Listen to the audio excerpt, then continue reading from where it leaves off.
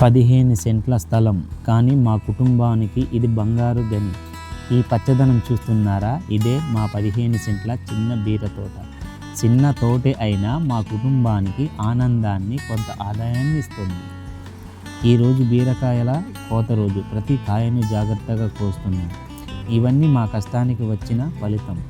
ఈ బీరకాయలకు మేము ఎలాంటి రసాయన ఎరువులు, పురుగు మందులు వాడలేదు. సహజంగా పెంచిన పంట ఇది. ఒక్కసారి దగ్గరగా చూడండి, ఎంత తాజాగా, ఎంత అందంగా ఉన్నాయో. ఇలాంటి తాజా కూరగాయలు పొలం నుంచి నేరుగా మీ ఇంటికి వస్తే రుచి వేరు, ఆరోగ్యం కూడా వేరు. ప్రతి మొక్కకు మేము కుటుంబ సభ్యుల్లా పెంచుతాం. మీరు మొక్కని కుటుంబ సభ్యుల్లా పెంచారా? అయితే మీ అమూల్యమైన మాటను కామెంట్ సెక్షన్లో నాతో పంచుకోండి.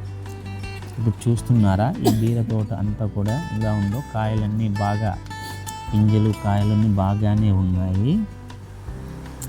చూసారా ఫ్రెండ్స్ ఎలా ఉన్నాయో? చూడండి ఎలాగ ఆకాశం నుంచి ఏదో తోక సుక్కలు వేలాడుతున్నట్టున్నాయి కదా. మీరు ఎప్పుడు ఇంత దగ్గర నుంచి బీర తోటని ఎప్పుడైనా చూసారా? ఇప్పుడు ఈ కోసిన కాయలన్నిటినీ కేట్లో అందంగా సర్దుతున్నా.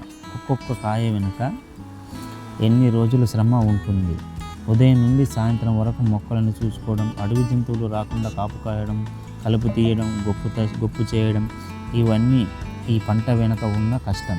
ఇప్పుడు ఈ కేటుని నా భార్య ఇంటికి తీసుకువెళ్తుంది. రైతు కుటుంబంలో చాలా సహజమైన దృశ్యం. పంట పండించడం ఒక్కరి పని కాదు. ఇంట్లో ప్రతి ఒక్కరూ సహకారం ఉంటుంది. ఆ కష్టమే మా బలం. రేపు ఉదయం ఈ బీరకాయలన్నీ మార్కెట్కి తీసుకువెళ్తాను. ఎవరి ఇంటికి వెళ్ళినా ఆరోగ్యకరమైన ఆహారం చేరాలని మనస్ఫూర్తిగా కోరుకుంటున్నాను. మా ఈ చిన్న తోట ప్రయాణం